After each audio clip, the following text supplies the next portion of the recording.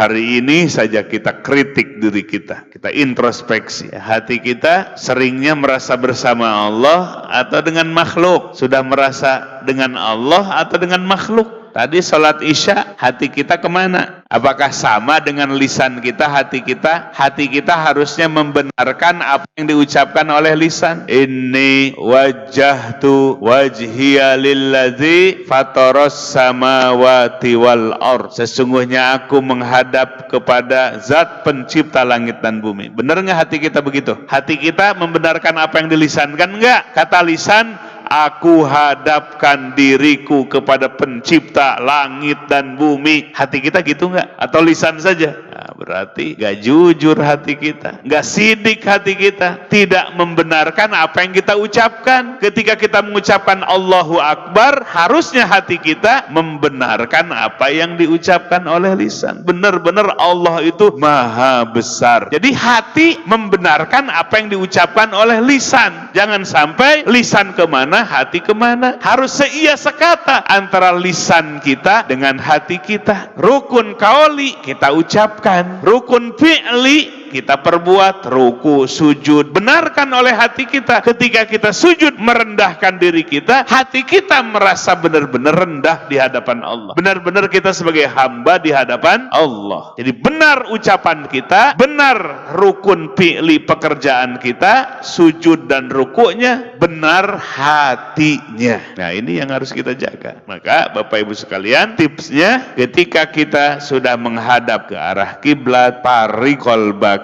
minal akdar, kosongkan hatimu dari makhluk. Ya, jadi kalau kita sudah menghadap dalam sholat, menghadap ke Baitullah, kita akan niat, maka parikol baka minal akdar, bersihkan, keluarkan hatimu dari makhluk. Jangan sampai mau sholat, mau takbiratul ihram, masih numpuk urusan. Ya, masih apa? Numpuk urusan. Atau sholatnya ngurusin masalah A, ketika sujud masalah B, terus sampai salam. Sholat bukan itu, bukan sholat. Nah, ini evaluasi, kita muhasabah, kritik diri kita, biar pedas mengkritiknya, biar serius mengkritiknya, biar habis-habisan mengkritiknya, biar radik. Kalau dalam filsafat radik itu sampai ke akarnya. Kritiklah diri kita teh, kritik ke hati yang paling dalam. Malaweng wae hati teh, kritik oleh kita. Susah hati itu, keras ya, liar hatinya, kritik oleh diri kita.